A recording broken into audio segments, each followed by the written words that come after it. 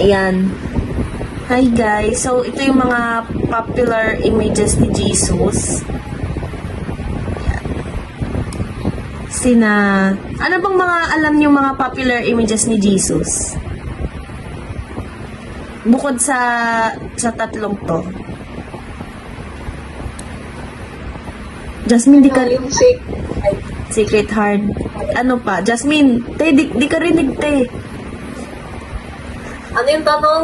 Hindi maintindihan yung mic mo. Ay, ano pa ba yung mga alam yung sikat na imahe ni Jesus? Bukod dun sa Sacred Heart, sa Santo Niño.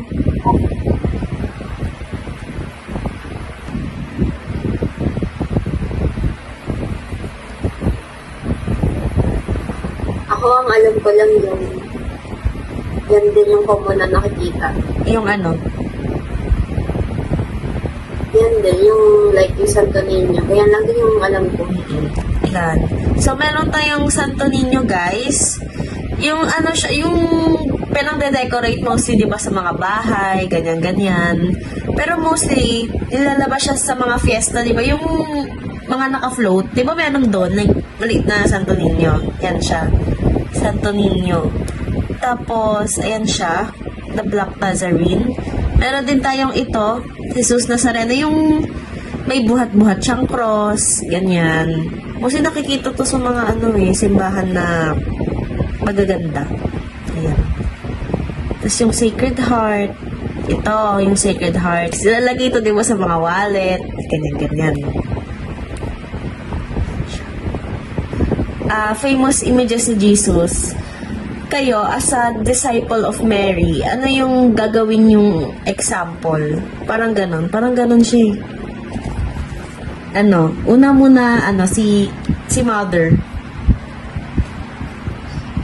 Wait, wala pa ka naisip. Okay, Father. Anong ibig sabihin ba? Paano mo, di ba, pinakita yung mga images ni Jesus? Paano mo i-showcase? Kasi, ka daw parang disciple ka ni Mary. So, paano mo nga i-showcase yun? Sa ibang tao? Ganun? Oo, as disciple ni Mary.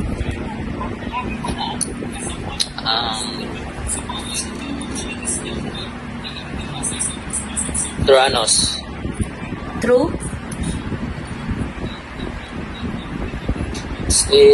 spread sa youth. Paano mo i-spread?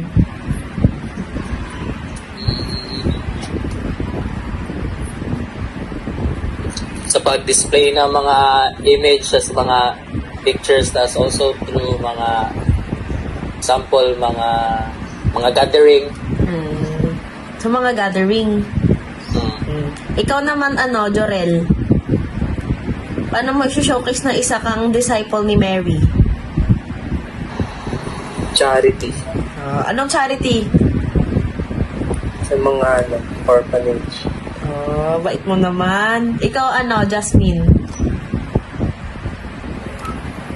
Yung pagpapractice ng pagiging loving and caring sa ibang tao.